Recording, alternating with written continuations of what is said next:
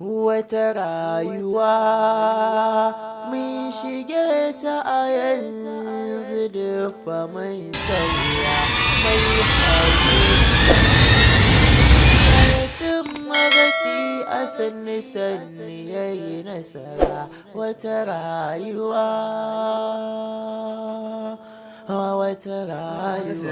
shi ne ya rasu? Ya rasu dai? Wallahi kwarai ma kuwa. Alhamdulillah, Allah na gode maka. Amma na yi farin ciki da wannan rasuwa. Allah ka cika mun burina.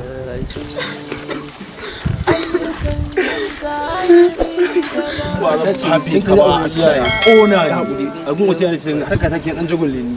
Ka isiya harka take nan. Wannan waya ta ce. Wasu zuciyoyi su rasu.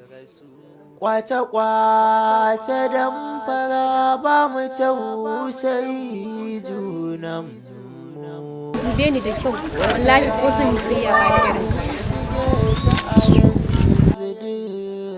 ta ba ta ta farfara ba kaso in ba ta yi rumfa ba in ta yi rumfa ai mata ta farfara mana kai bari in ga maka ni durumin tsakar kasuwa ne na saba da kakaci in kana da kuɗin laraba mi ko bai idan baka da kuɗin laraba in ci ubar kai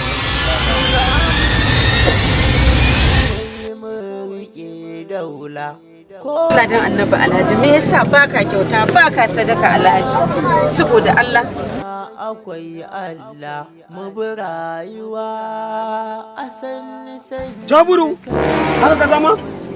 Me kuma Jaburu? Charles ko ba za ka ce Charles ba mutum ba za ka zo kana bata ka. Kada ka ƙara zuwa ƙofar gidan nan. Sha kawai. Kana so ka tona min wani talauci ne? Ai talauci masifa ce. Ita kuma sha ta zo ta tsaya kikam ta tsaya dan talaka mahaukaciyar banza.